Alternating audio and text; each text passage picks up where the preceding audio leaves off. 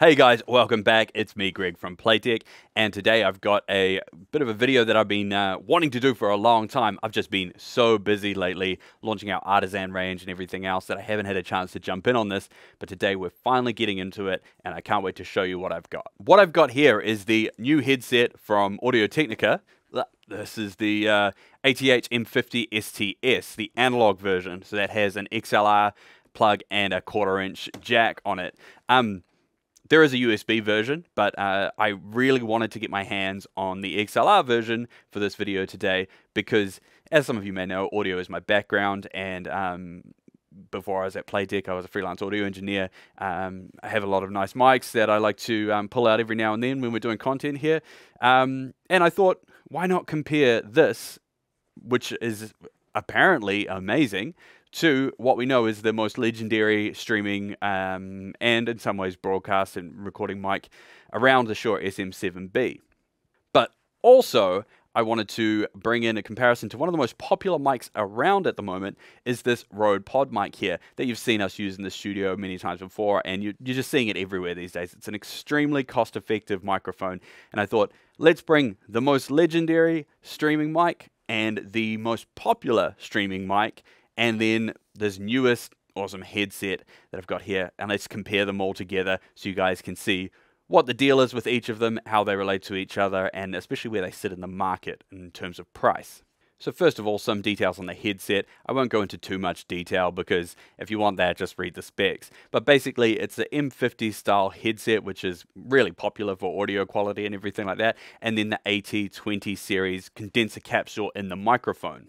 With a combo like that, it would be hard to go wrong. So let's compare it to these other two microphones at the exact same settings, plugged straight into the mixer. We'll go through and then I'll play it back each time with the different microphone isolated so you can hear exactly what it sounds like when they're set up exactly the same. For our first comparison, we're going to set everything identical on the mixer, and the gain on the preamps is about 50%. Testing, 1, 2, 3, 4. Here we are with the ATH-M50xSTS, the Shure SM7B, and the Rode Podmic. Testing, 1, 2. Let's see how these sound.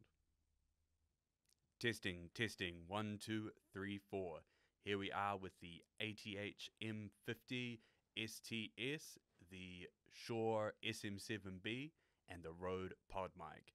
Testing, 1, 2. Let's see how these sound. Testing, 1, 2, 3, 4.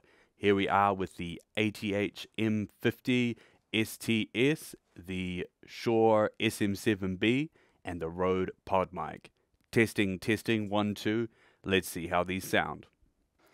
Now, as you could hear from that, the dynamic mics, the Shure SM7B and the Podmic, were way lower in gain than the Audio-Technica headset. This is because the M50xSTS actually has a condenser capsule in it, which has its own sort of like a preamp circuitry built into the microphone's capsule. This essentially delivers a nice, clean, basically broadcast-ready sound straight after plugging it in. No additional hardware. You don't need to crank the gain or anything like that to get it going.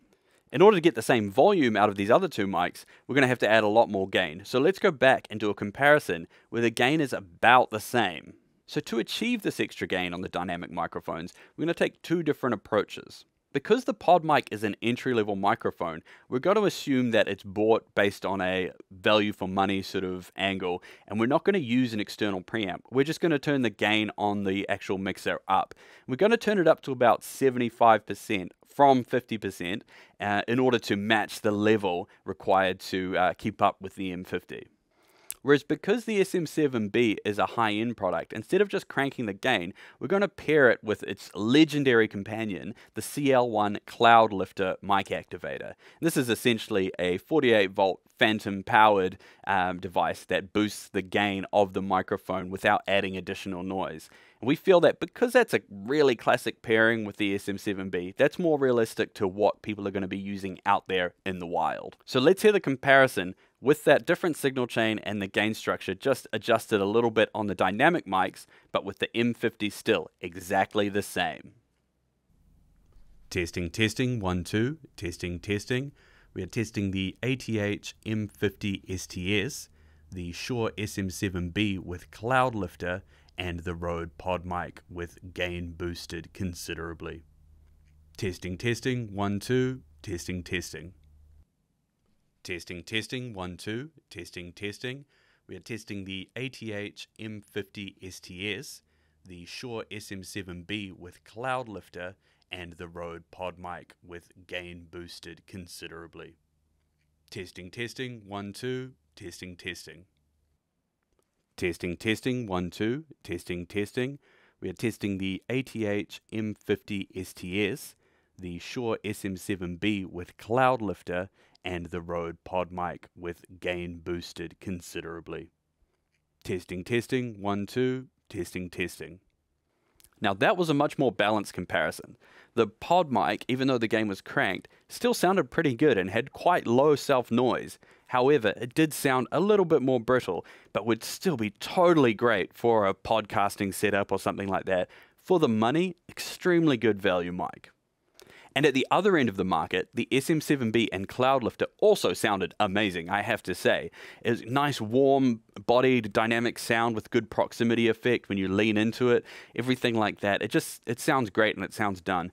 It's very expensive for what it is, for what you're getting out of it. It is great, but it just costs a lot of money.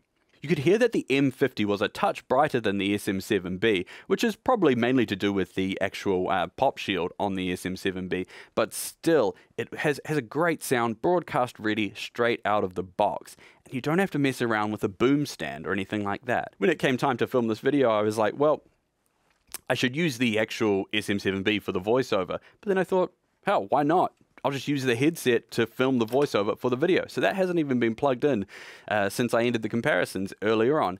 And an interesting thing, something that really makes a difference to me is that as I've been filming this video, it feels like this mic boom has just been sort of drifting away and things like that.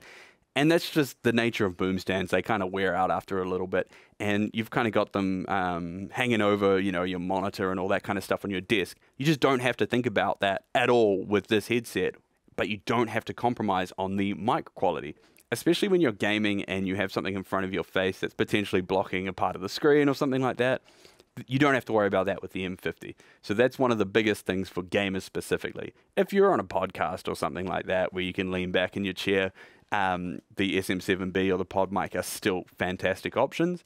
But for us gamers who like to get in close to the screen, like 2 inches away, the M50, just a fantastic choice. Anyway, thanks for watching today, guys. I tried to give you a good balanced overview here. We've got the most popular mic over here, which is quite affordably priced. That is really popular at the moment. You see this everywhere on every podcast and a lot of streams and stuff like that. And then the legendary SM7B, which needs no introduction. You see that in all the hardcore serious streamers and podcasts setups. With this brand new headset that almost nobody's heard of yet, but is just a absolute winner. Incredible. I'm really impressed. I haven't been this impressed by a microphone or headset for a long time. Anyway, I've ranted enough. Thanks for watching, guys. Hope the comparison was useful, and I'll see you next time.